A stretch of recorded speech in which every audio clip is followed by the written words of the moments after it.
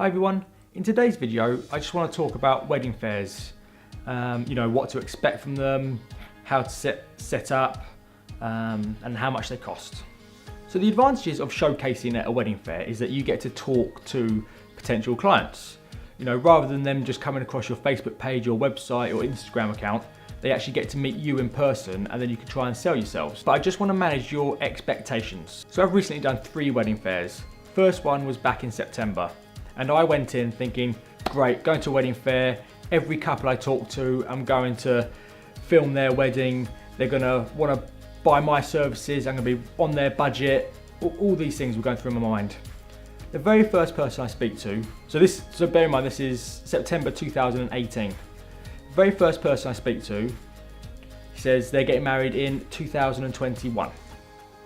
So straight away, I've gone from really high expectations, thinking I'm going to get loads of bookings for 2019 or maybe even a late booking for 2018, and this person is getting married in 2021. And then the majority of people I spoke to on that wedding, only about I think 6 were getting married in 2019. I did get one booking, I got one booking from it, and I've just done that wedding this Friday, which was a lovely day. Really enjoyed that wedding. And that wedding was at the same venue I did the wedding fair at. So I chose that wedding fair because one, it's quite local to me. It's only in Swansea, and it's a nice venue. So still talk about managing your expectations at these wedding fairs. A lot of people I spoke to, I was still out of their price range. When they asked me how much I was charging, you could see their sort of eyes sort of roll back, and not everyone, but a fair few people, I was still a little bit out of their price budget. Surprisingly, because that's why I chose this venue, because I know that is, I thought people getting married there would be in my price range, but then because it's Swansea, you get all sorts of budgets attending wedding fairs. So I recently did 2 more. One 2 Sundays ago, and the Sunday before that.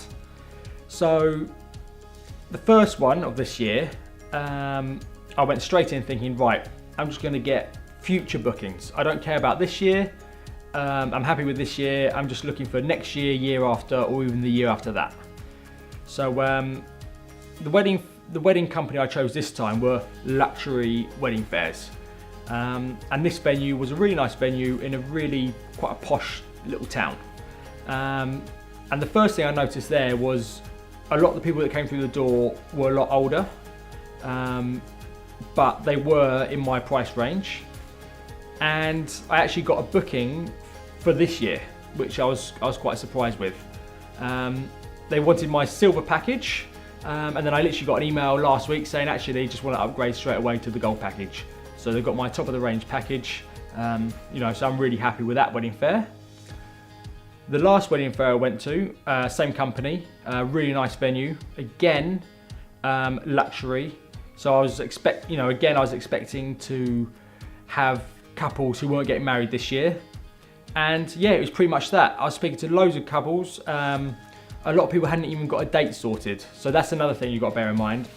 You think you were going to these wedding fairs where people will be going, right, I need to book this, this and this for my wedding date. No, it's completely wrong. It's people just go there because they're just starting out. So, you want to try and give them flyers, business cards. I've got their email addresses. So I'll now email those couples, even if they get married next year, year after that. I've now got email addresses that I'll just, once a month, I won't bombard them with emails. Just once a month, send them an email, just a little reminder. And as a little incentive, I gave them 20% discount as well.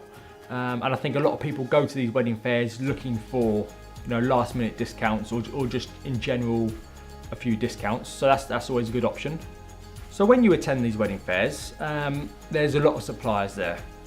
The first wedding fair I did, I was one of 2 wedding videographers, but the other wedding videographer also did photography. But this venue put me right opposite this supplier, and they've got this massive, they had about a 60-inch TV, all in wooden like in a wooden sides going round, and they had all their photos hanging up next to it. So, you know, they were like pretty big compared to my little table that I was sitting at. So at this wedding fair, they had about 8 photographers, and they had loads of flowers. So they had, you know, don't be surprised if you go to a wedding fair and you're not the only wedding videographer. And especially, I think in a few years when I think wedding videographers will be even more popular, there'll be at these wedding events, at these wedding fairs, there'll be a lot more wedding videographers. But saying that, the last one I went to, or the last 2, again, I was one of 2, but this events company didn't put me right opposite them. They were on the other side of the room each time, which was great because the first one I went to, I could hear people come to talk to her first. I could hear exactly what they're saying, and then they'll come to me, and you know, it just didn't feel right. I mean, the best thing about it was her price range was similar to mine, so it wasn't as if she's, you know, 50% cheaper than me and people were just going to book her. At least we were the same price range. So I'll show you some pictures now of actually what I set up on the day. But basically, I took my iMac that was showing. I put a few videos together just on repeat. I had, you know, my booking form, so people could put their email addresses down. I had a heart bowl, you know, because it's all lovely. Had a heart bowl full of chocolates next to that, so people could sign that and take a chocolate. I had a couple of love signs, one that held my business cards. I had flyers. I had that flyer holder, but I also held flyers. I was just literally handing them out. I try to keep it simple. I had the drone on the table as well because I just thought, you know, people could see that and get quite excited, which the booking I had from it, that was exactly that. They were like, oh wow, a drone. I also had my big Canon C200 on the tripod next to it on the first one, which on the second and third one, I didn't take the camera. And a lot of people, just because I had the drone on the table, they thought I shot all my videos that I was showing all on the drone, even though it was inside the ceremony. So people were like, wow, you shot all that on a drone? I was just like, no. I said, the drones for like aerial shots and all that kind of thing.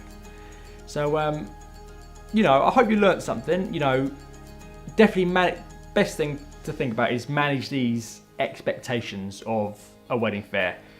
Don't think you're going to get all these bookings for next year or for the year that you're trying to get them for.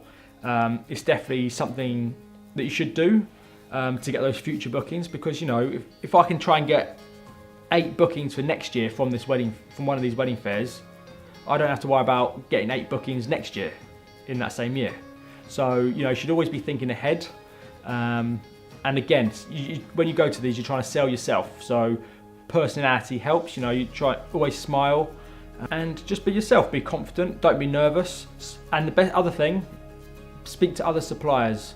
I was giving business cards to other suppliers, florists, other photographers, talking to other photographers. One photographer there, on one of them actually was the photographer for my brother-in-law's wedding. So I was chatting to her, gave her a business card, because sometimes these photographers will get clients ask, oh, do you do videography? And they'll say, no, but actually I've got a list of local videographers that you might want to use. You know, and if they like your work and you're in their budget, then you might even get recommended. And also get other people's business cards, you know, follow them on Instagram, they might follow you back. So it's all about networking as well. So because when on the day, you know, they're usually about 11 till 3 or 11 till 4. Quite busy, first of all. First couple of hours are quite busy, but then it does die down. So that's when you can do a lot of networking, talking to other suppliers, and just getting your name out there, really. So I hope you liked this video. Please like and subscribe, and I'll see you in the next one. Bye-bye.